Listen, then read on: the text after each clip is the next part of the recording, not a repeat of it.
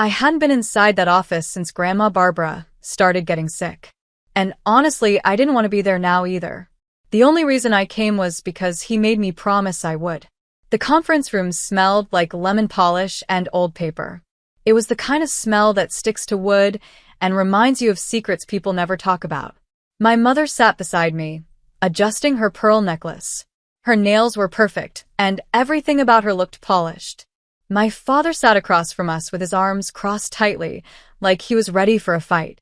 Then there was Julia, always looking like she stepped out of a magazine.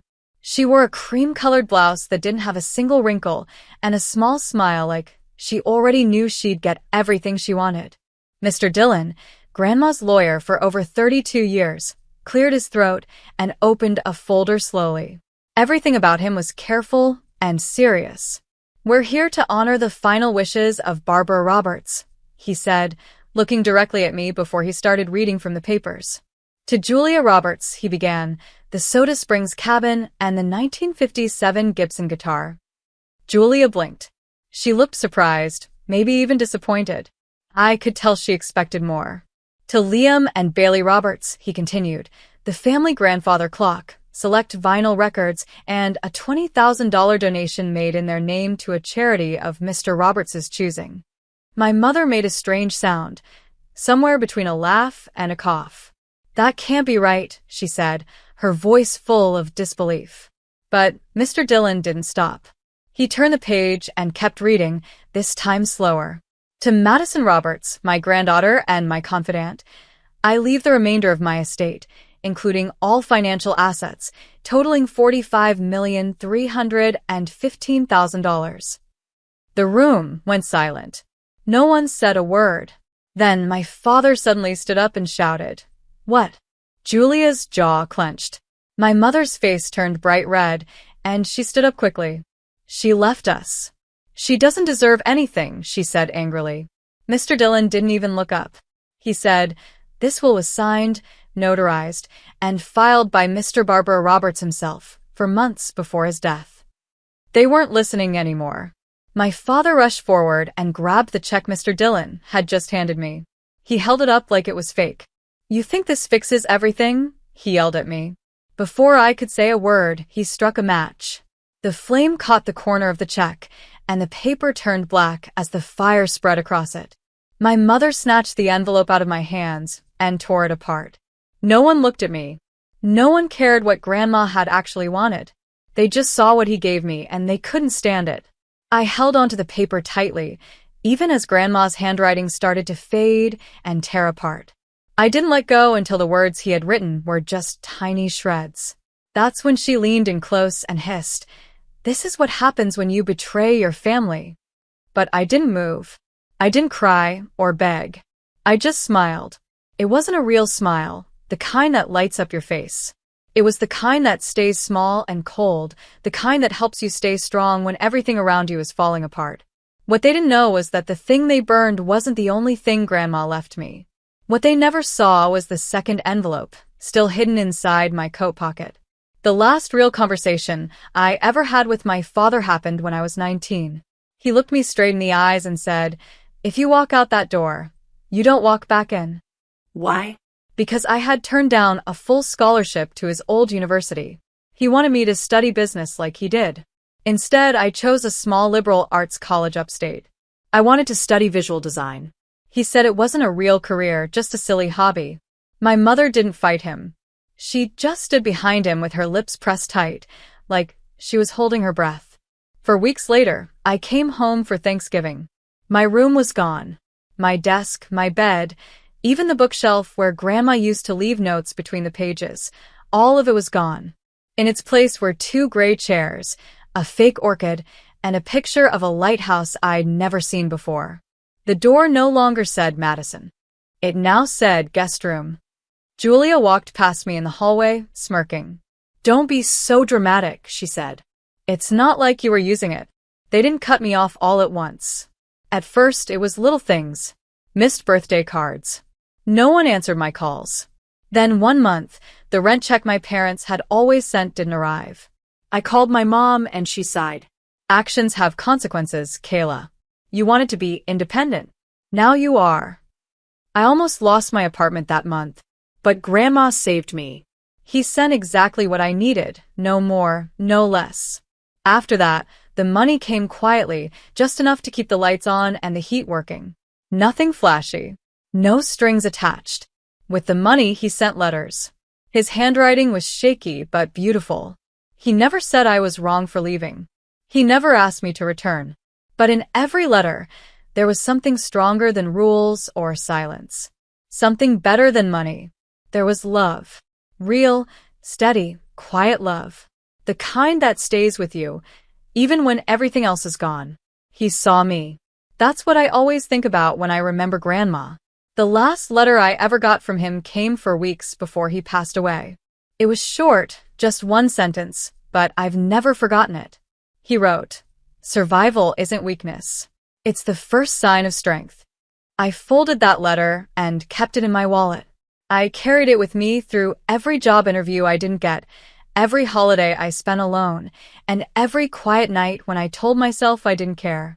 Even today, with the burned remains of the fake check still sitting on the table in front of me, that letter was with me. I reached into my coat and touched the real envelope hidden there. The moment I got home, I locked the door behind me and kicked off my heels. My legs were shaking, but not because I was scared.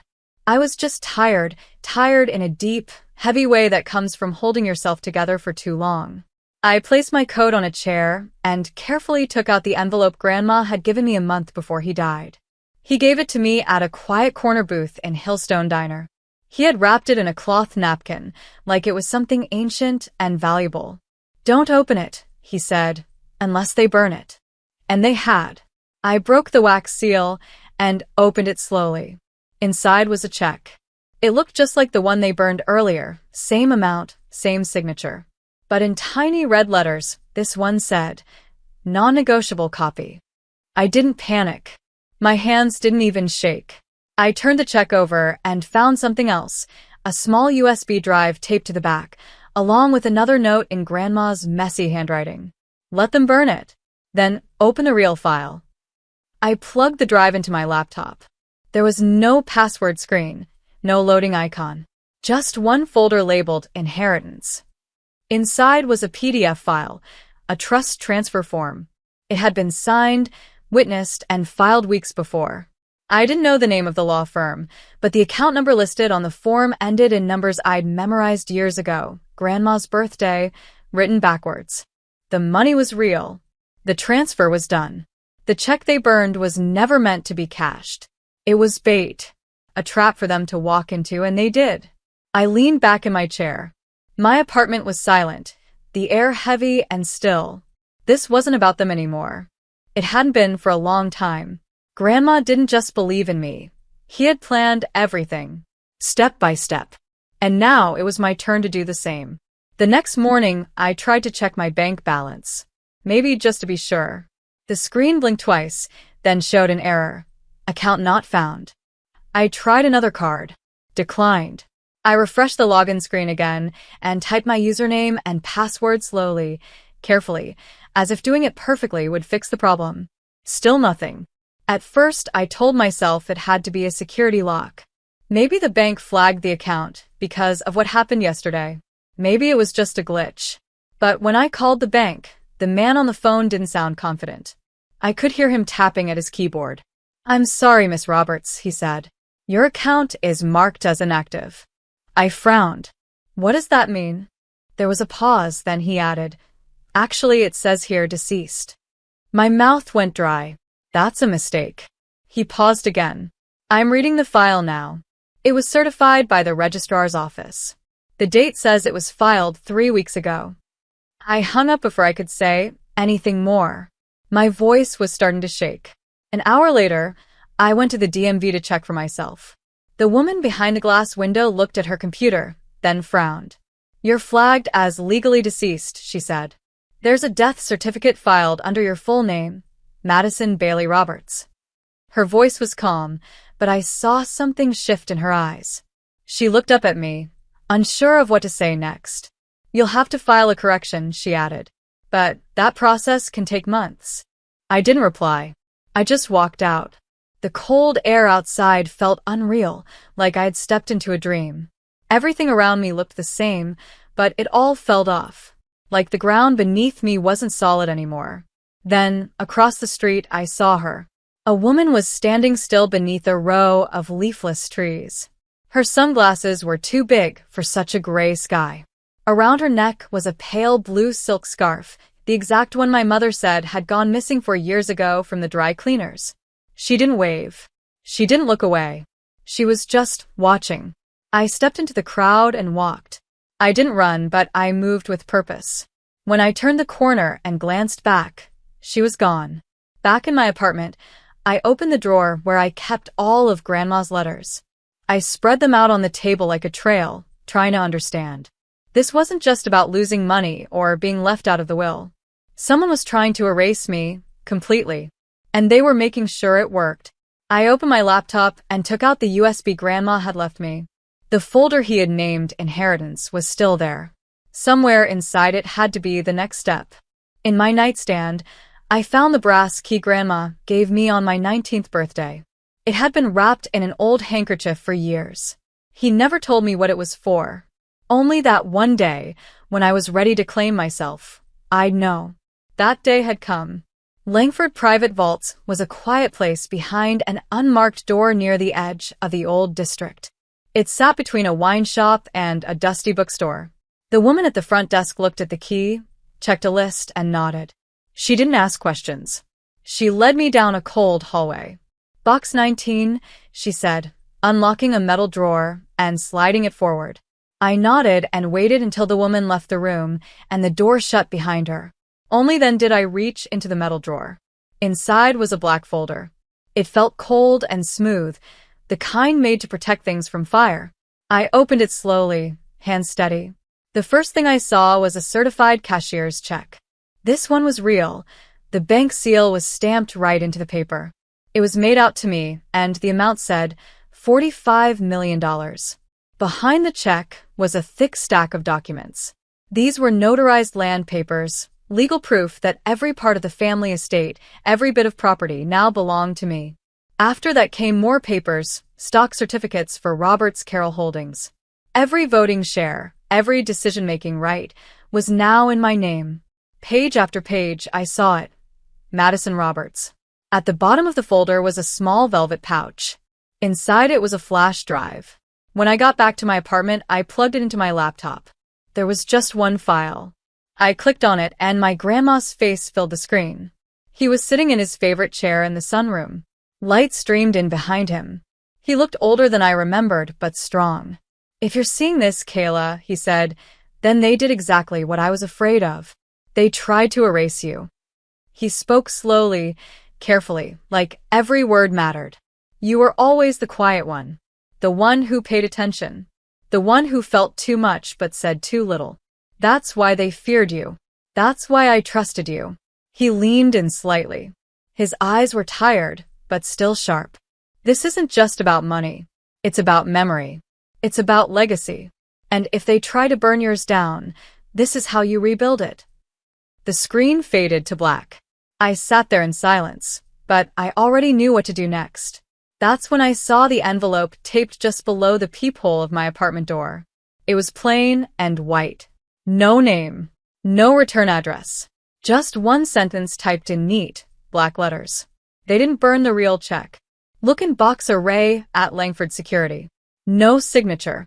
No clue who had left it. Just silence on the other side of the door. I stared at it for a long time, then turned back to my laptop. Langford had more than one vault. Box array wasn't listed anywhere public, but I knew the name. Grandma once joked it was where they hide the real bones. I logged into the estate email Grandma had set up when he created the trust. That's when I saw a message I hadn't noticed before. No subject. One sentence in the body. "They are not after the money. They're after the signature." Attached was a document, an unsigned asset transfer form for Robert's Carroll Holdings. Below it, another version signed. It had my name on it, but the signature wasn't mine. They had forged it. They were trying to sell the company. I opened the company's private dashboard Grandma gave me access to. I saw it all, transactions, contracts, changes to company control. Every single move had been approved using my name, while I was legally marked as dead. This wasn't just about being left out. They were trying to erase me completely, then take everything. I was a loophole. A quiet problem they thought would stay buried. They believed they had taken everything from me. But they were careless. They left behind a trail, messy, obvious, and full of overconfidence. The kind of mistake made by people who are sure someone like me would never fight back.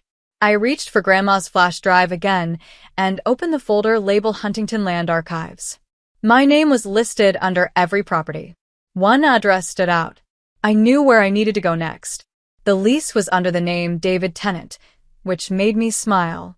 Grandma used that name for fishing licenses and buying old records online. It was his little inside joke. He once said, David Tennant, like Barbara, the flower that keeps growing where it's not supposed to. I remembered those words on the long drive out of the city. The buildings faded into empty fields, broken fences, and silent roads. Eventually, I pulled up to a row of old storage units. Unit 24B was mine. I took out the small brass key from the velvet pouch and turned in the lock. It opened with a click. The air inside smelled old, but not forgotten. Along the back wall stood one metal shelf. Sitting right in the center was a black fireproof briefcase. Inside the case was a manila folder. I opened it and found my original birth certificate, the real one, not the edited version with my stepfather's last name. This one held only the truth, Madison Bailey Roberts. No changes. No hyphens. Next were letters. 12 of them. Each in Grandma's handwriting. Each one dated near important moments, my college graduation, my parents' vow renewal, the Christmas I spent alone. He never mailed them, but he had written them. One line showed up again and again. They won't erase you. Not while I'm still standing. Below the letters was a notarized will.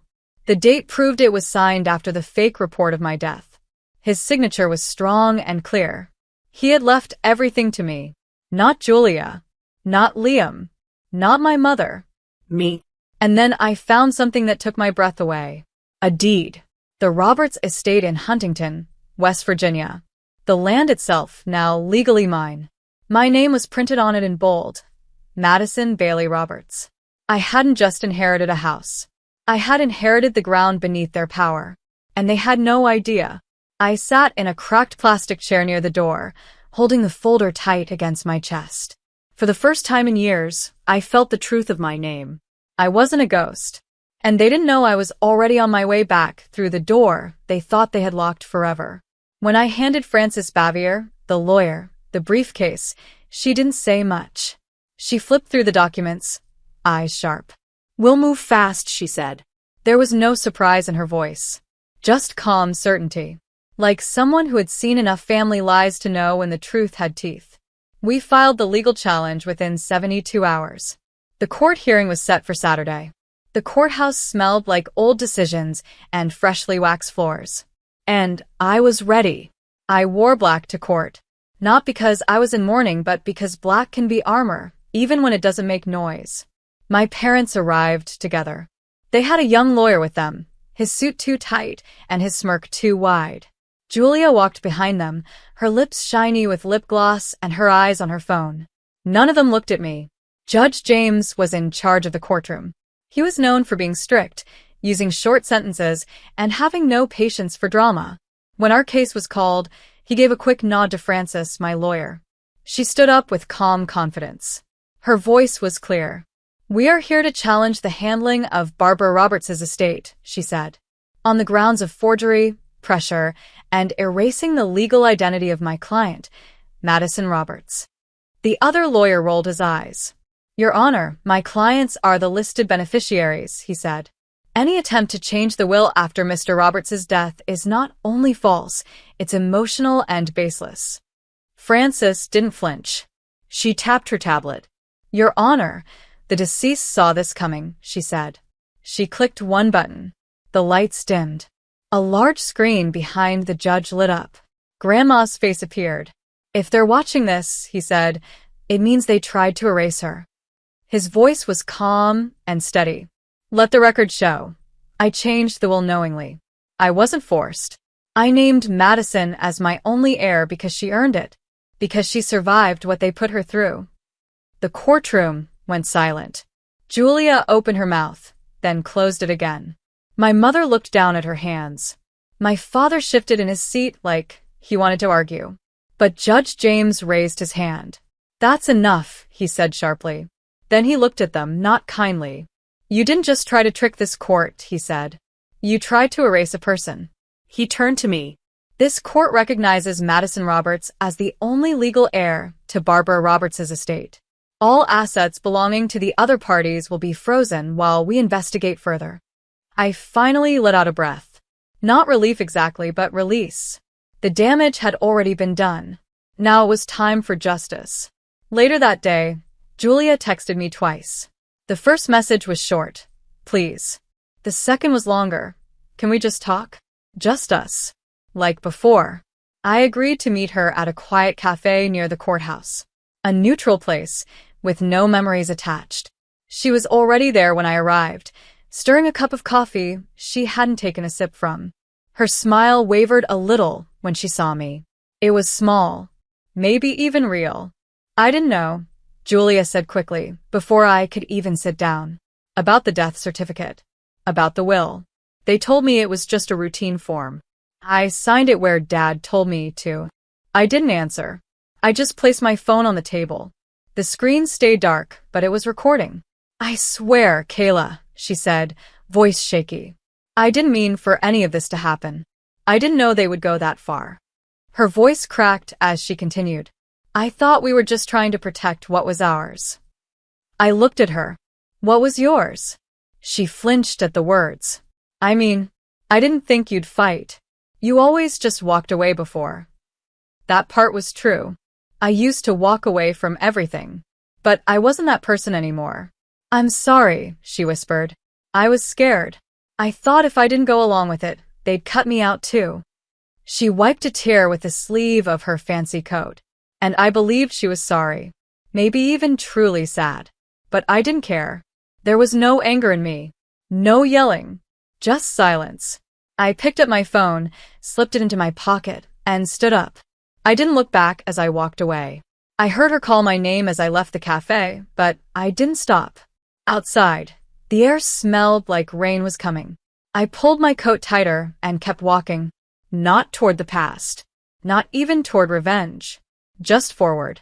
When I checked my phone, there was an email waiting for me. It was the final document Grandma had left behind. The title was in bold, Transfer of Deed, effective upon confirmation. The steps of the courthouse were quiet. No reporters. No shouting. Just the sound of my boots tapping slowly on the stone as I made my way down. In my hand was the deed. My name was printed clearly beneath the seal of the county and the estate. It was real. No more doubt. No more hiding. Just before I reached the last step, I turned back to look at the courthouse, at the place where I had fought to be seen and heard. I held the deed up and took one photo. I didn't smile. I didn't pose.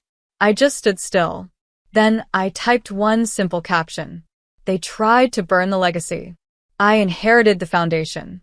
I turned off my phone and put it in my bag. No big announcement. No need to tell the world. I walked 6 quiet blocks to the small brick studio I had signed papers for 3 days earlier. It sat between a flower shop and an old laundromat. The windows were tall. The wooden floor was scratched and worn. It wasn't fancy, but it was mine. I unlocked the front door of the studio and stepped inside. The space was quiet, and my footsteps echoed on the old wooden floor. The air smelled a little like dust and paint, and light streamed in through the tall windows. I walked over to my bag and pulled out the envelope Grandma had left for me in the vault, the one with the words "Start Here" written on it in bold letters. I opened it carefully. Inside were 3 things. First, a hand-drawn sketch of the studio's layout. It was simple but detailed, with notes written in Grandma's familiar handwriting. He had drawn little arrows where he thought furniture should go, and small ideas like, add a light here, or this wall could hold art. Second, a folded business license application. It was already halfway filled out, in his handwriting. My name was written on the top line, along with the address of the studio. He had even circled creative services as the business type. And last, a letter. The letter was short, just a few lines. But 4 words had been underlined, standing out like they were written in bold ink. Make something they can't erase. I sat down on the floor, crossing my legs. Dust stirred in the sunlight, floating through the air like memories. Everything that had happened, the loss, the betrayal, the fight to reclaim what was mine, it all seemed to settle around me now, soft and heavy like dust after a storm. This wasn't about revenge. I wasn't doing this to hurt them or to get back at anyone. And it wasn't really about justice either. Not anymore. This was the beginning. My beginning. For the first time in a long time, I felt calm. Not empty, but full. Full of purpose. I looked around at the space. The walls were bare, the floor was scuffed, but it didn't matter. It was mine. I reached into the envelope again and found a sticky note tucked behind the sketch. Grandma had written one more line in his crooked, careful writing. Even ashes can grow roots if you give them time. I smiled. He always had a way of saying big things with simple words. I stood up slowly, brushing the dust from my jeans. The work ahead would be long and probably hard. I'd need to fix up the space, finish the paperwork, and start something real. But I wasn't afraid. Not anymore. I folded the sketch and the letter carefully and placed them on the small table near the window. Then I opened the windows wide, letting in the light and the air. This was my place. My story. And I was finally ready to begin.